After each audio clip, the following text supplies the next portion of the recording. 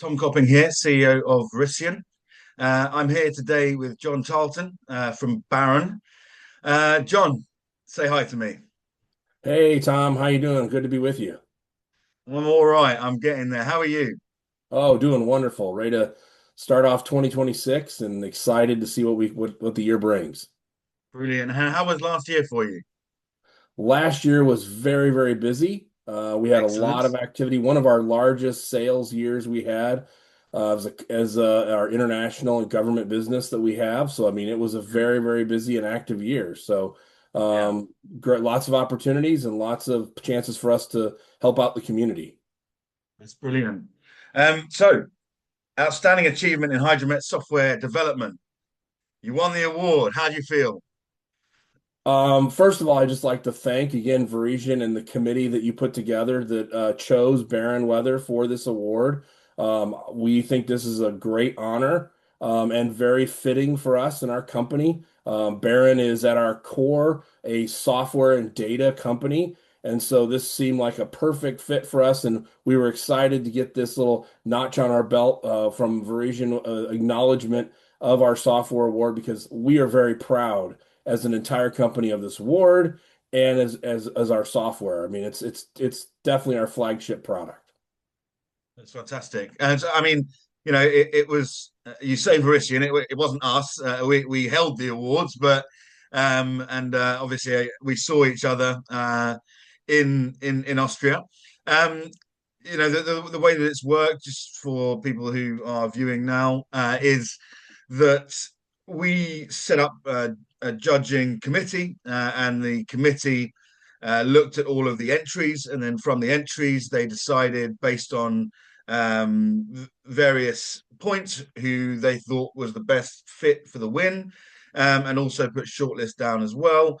And that was a complete shortlist then for the judges to make their final decision, and they made their decision. And as I said, you won the award, so well done, fantastic. And I do hope it does very well for you this year. So, um, in terms of the global stage, among so many sort of impactful hydromet initiatives, um, what do you think is standing out for Baron at the moment?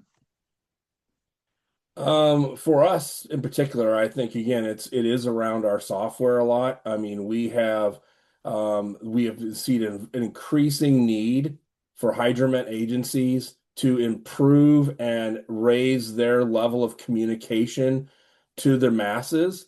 They are now, obviously using all sorts of channels, whether it be to communicate, whether it be social channels or other type of media channels to communicate their messages, their alerts, their advisories, their warnings.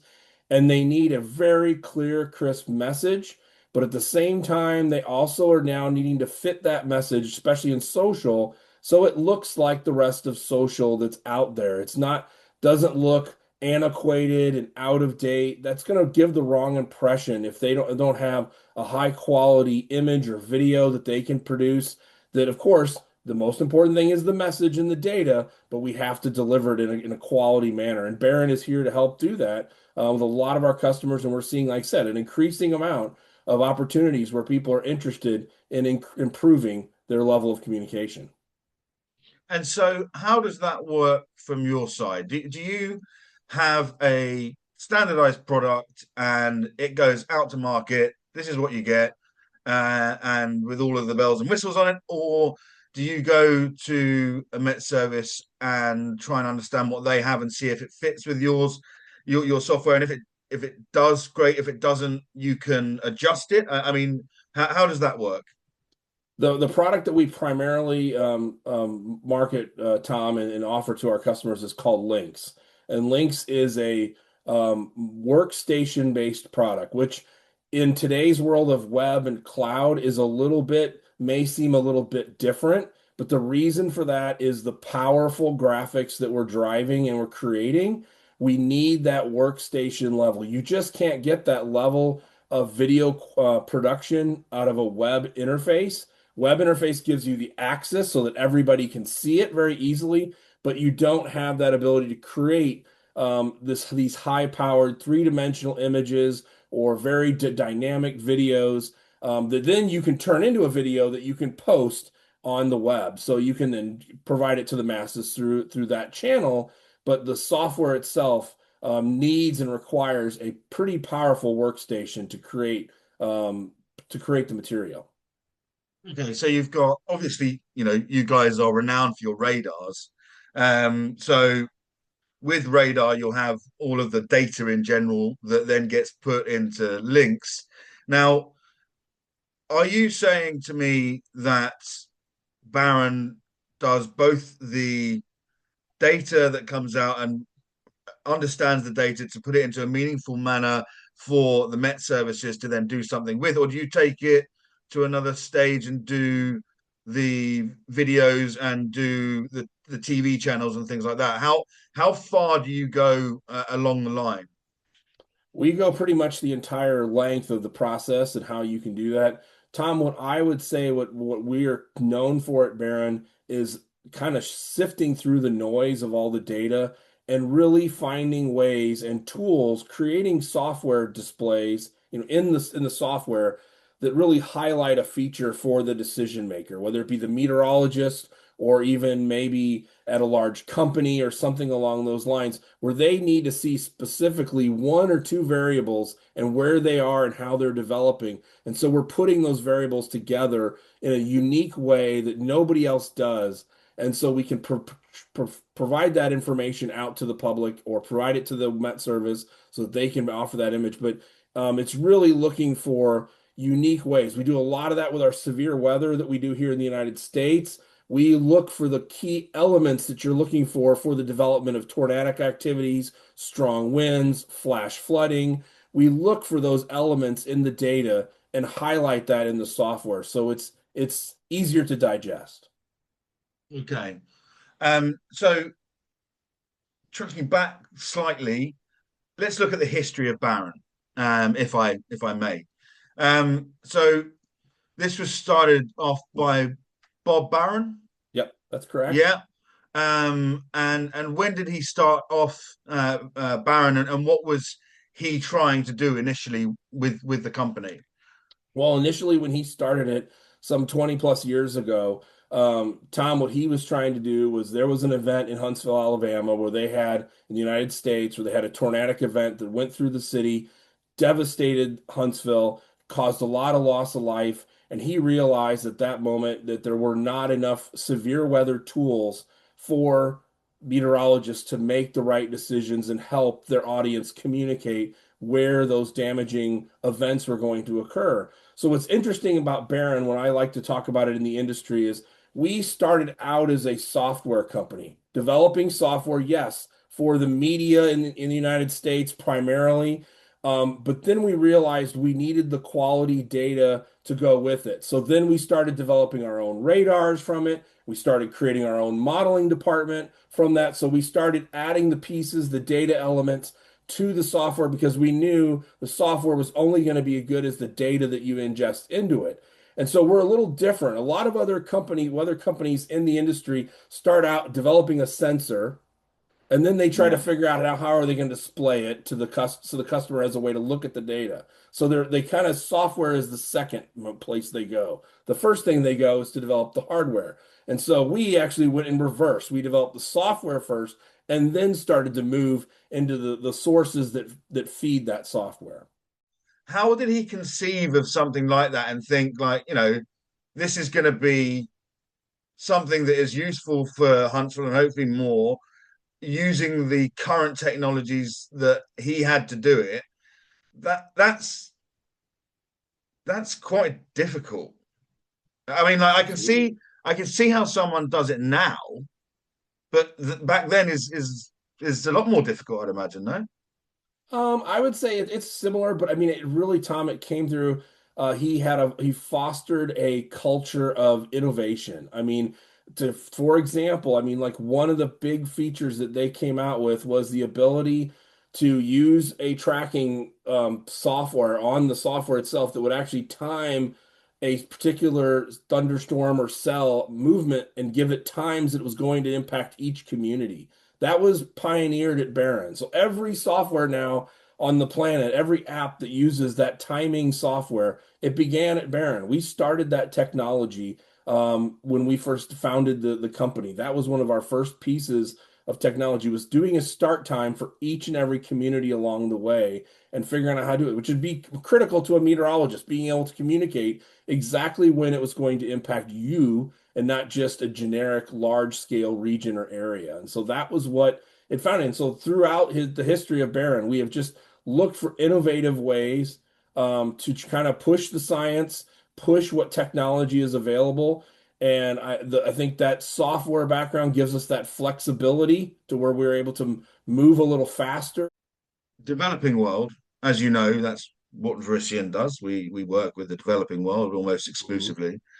Um, are there any case studies or are there any moments where Barron's equipment or software was instrumental in saving lives or property or something like that? Are there moments that you know of that you can let us into? Yeah, that's a difficult question to answer because, sometimes it's hard to say whether that technology, whether that would have happened without the technology in there. But I mean, I can say that we have some really strong partnerships around the world. For one is like, for example, Indonesia. That is a great partnership we have with that customer, the BMKG as they're called. That is where we have done radar installations there. We've given them a broadcast system that they can use to go with briefings live on YouTube. They actually create YouTube forecasts using our Link software that we mentioned at the beginning of our discussion here today. And one of the biggest things is we've actually helped them develop a coupled model where we actually do an atmospheric model across the entire island nation of Indonesia, and also do a wave model and an ocean model that are all coupled together, which what that means is they're all connected and they all basically the models communicate with each other as they're creating their forecast. And so that is really impressive when you have an island nation with over 15,000 islands. Marine is a big part of their weather, and it's going to make a major impact on their surface weather on those islands. And this is one of the largest coupled models in the world. Barron has worked with the customer to create this and our partners to create this solution to help them better forecast their waters around the country. And that will be, we hope, will be a very big and there'll be case studies to follow, I'm sure, from that as to how well it's working. But it's been a great example of working with the country for us as Barron. That's great. So real world impact is definitely there. It's just measurable. It's very difficult to measure. Right, yes. Understood. Um, so moving slightly away from the software and concentrating on your radar. Um, there are probably 9 or 10 radar companies, I think, globally. Um, which is another reason why Bob is incredible for starting off something which started as software and then saying, "I'm going to make a radar." I mean, that's just it's incredible. But um, I suppose that word is then important. What is incredible about Baron radars? What does a Baron radar provide that is maybe competition to or better than, uh, not naming any brand names, that Baron is able to offer? What is it that sets you apart? Tom, for us, what it is again, it goes back to what I've already discussed about the quality of data. Our focus with our radar has always been on developing radar images that provide the cleanest view of the precipitation targets that it sees. Radar is not a perfect tool. It has its challenges. It doesn't work all the time in most applications. We have the different bands, X, C, and S band, and they all have their pluses and minuses, drawbacks and strengths. And so the customer and Baron or the customer and the radar vendor have to select a band that's going to be the best for that application. but that means in other situations, it's probably not going to perform at its best. And so the key is finding that best radar, and then developing tools that we have.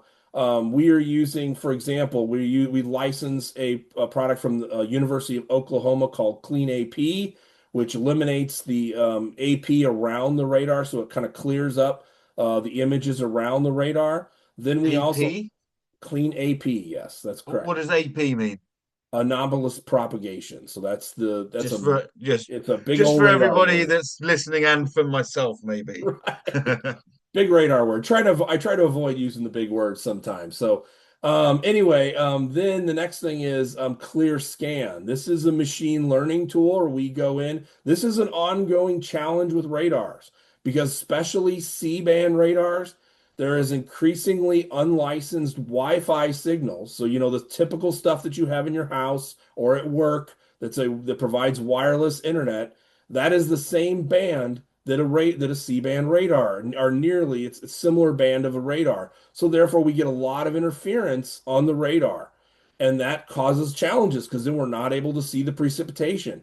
And so we've used a machine learning tool that actually removes those unwanted signals that we're getting back from the Wi-Fi signals in any unlicensed, which in some countries it's very well controlled. Other countries it's a little bit more wide open and it could be anything, but we can do that, eliminate that. And when that really becomes important is if we're going to take radar data and assimilate that into the model. So we can actually give that information to the model, say for the first few hours, it can dramatically improve the precipitation forecast because now the model knows exactly where the little dots are. It knows where the cells are and how they're moving because it gets it from the radar. So that just for the first few hours, it dramatically improves that. But if you're using garbage data that has weird signals in it, the model doesn't know the difference. It's going to ingest that information and it's going to create rain that doesn't exist. And so that is why it's important to have those type of products. So it's those are the two things that we have that are really kind of set us apart. And it's again for us, it's all about the quality of the data, making sure that that radar produces a quality image so it can be used effectively. Okay, so I'm going to put a spanner in the works here potentially. Okay. Um, what happens if someone buys links, but they've got someone else's radar, which isn't producing the right sort of data? How do you get around that?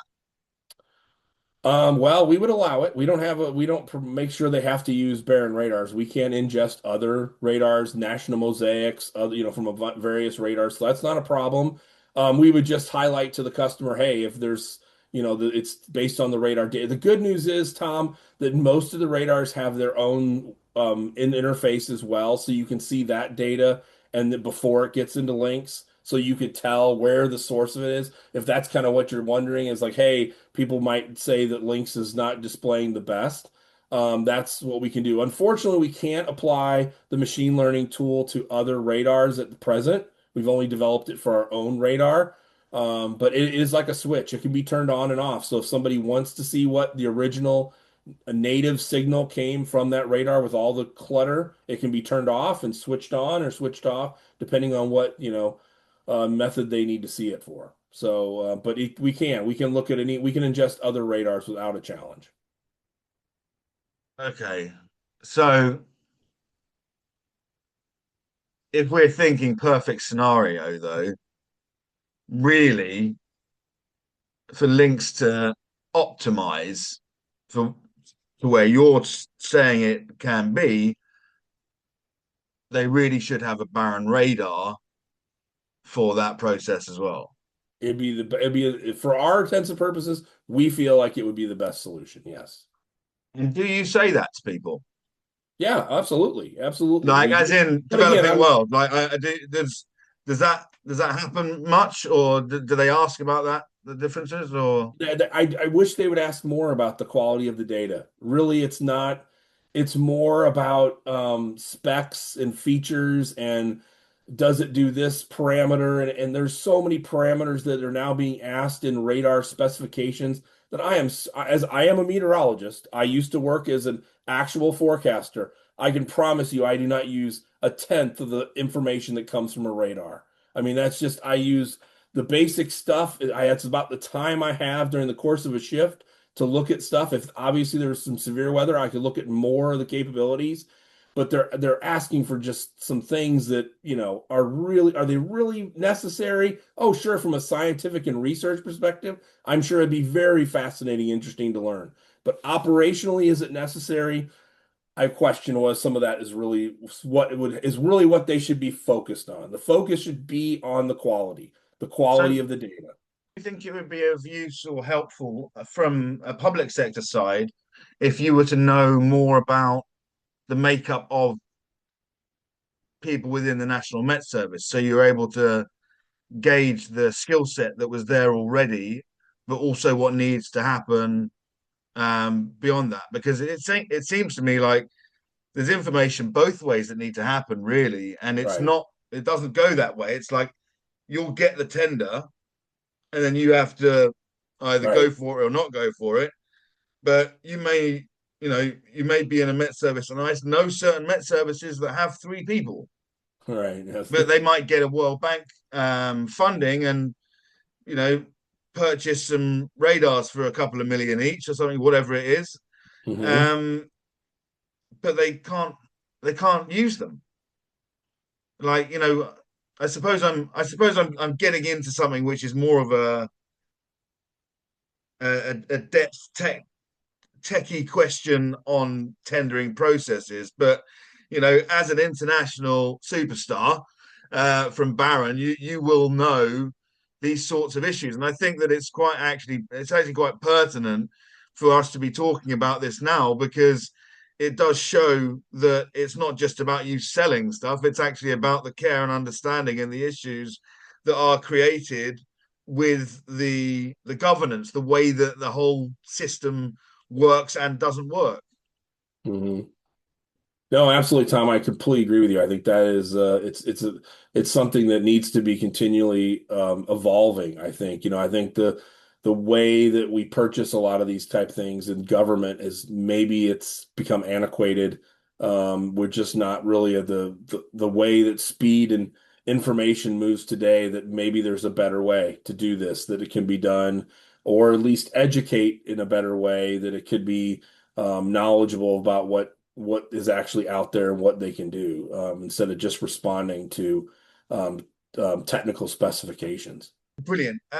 John, I mean, closing comments from my side, like, you know, excellent win. Thank you for being a part of everything. It's really great. Thank you for being a part of the Varysian events that you have done as well. It's brilliant. We hope that you can come to more. And I hope that Baron moves from strength to strength. It's great to have good companies like Baron in the industry, and I was actually talking to someone just recently about family businesses, and this has been historically a family business run industry. So incredible. Hmm. Please continue, because we need it, and the world needs it. So the last thing I think I'd like to ask you just before we go is if you could put the ethos, the philosophy of Baron into a sentence or two, what would you say? I'm putting you on the spot here, but maybe you've got something cooked up behind that I don't know about. Barren in a sentence, huh?